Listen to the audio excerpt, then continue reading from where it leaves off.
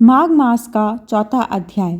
श्री वशिष्ठ जी कहने लगे कि हे राजन, अब मैं माघ के उस महात्म्य को कहता हूँ जो कार्तवीर्य के पूछने पर दत्तात्रेय ने कहा था।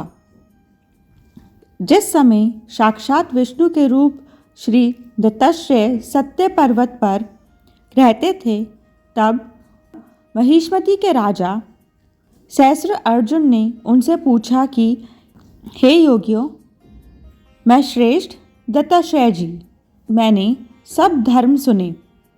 अब आप कृपा करके मुझे माघ मास का महात्म्य कहिए। तब दत्तात्रेय जी बोले, जो नारद जी से ब्रह्मा जी ने कहा था वही माघ महात्म्य मैं तुमसे कहता हूँ।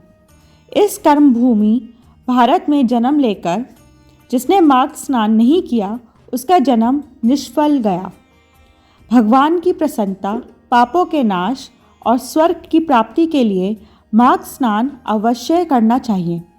यदि यह पुष्ट व शुद्ध शरीर माघ स्नान के बिना ही रह जाए तो इसकी रक्षा करने से क्या लाभ। जल में बुलबुले के समान, मक्खी जैसे तुच्छ जंतु के समान ये शरीर माघ स्नान के बिना मरण समान है। विष्णु भगवान की पूजा न करने वाला ब्राह्मण, बिना दक्षिणा के श्राद्ध, ब्राह्मण रहित क्षेत्र, आचार रहित कुल, ये सब नाश के बराबर है।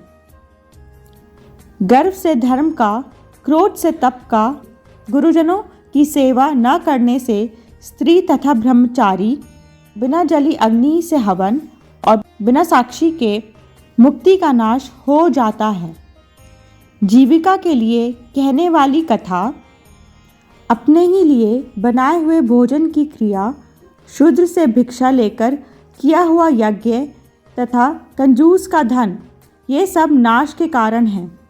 बिना अभ्यास और आलस्य वाली विद्या, असत्य वाणी, विरोध करने वाला राजा, जीविका के लिए तीर्थ यात्रा, जीविका के लिए व्रत, संदेह युक्त मंत्र का जप, व्याग्रचित होकर जप करना, वेद ना जानने वाले को दान देना, संसार में नास्तिक मत ग्रहण करना, श्रद्धा बिना धार्मिक क्रिया, ये सब व्यर्थ है। और जिस तरह दरिद्र का जीना व्यर्थ है, उसी तरह माघ स्नान के बिना मनुष्य का जीना व्यर्थ है।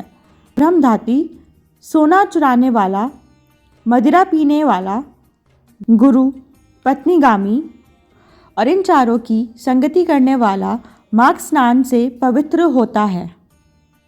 जल कहता है कि सूर्योदय से पहले जो मुझसे स्नान करता है, मैं उसके बड़े से बड़े पापों को नष्ट करता हूँ। महापातक भी स्नान करने से भस्म हो जाते हैं। माघ मास के स्नान का जब समय आ जाता है तो सब पाप अपने नाश के भय से कांप जाते हैं। जैसे मेघों से मुक्त होकर चंद्रमा प्रकाश करता है, वैसे ही श्रेष्ठ मनुष्य माघ मास में स्नान करके प्रकाशमान होते हैं।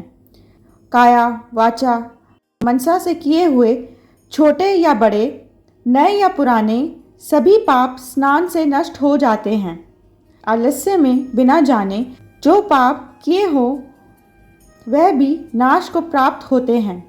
जिस तरह जन्म जन्मांतर के अभ्यास से आध्यात्मिक ज्ञान की प्राप्ति होती है, उसी तरह जन्मांतर अभ्यास से ही माघ स्नान में मनुष्य की रुचि होती है। यह अपवित्रों को पवित्र करने वाला बड़ा तप और संसार रूपी कीचड़ को धोने की पवित्र वस्तु है। हे राजन, जो मनवांचित फल देने वाला माघ स्नान नहीं करते, वह सूर्य चंद्र के समान भोगों को कैसे भोग सकते हैं।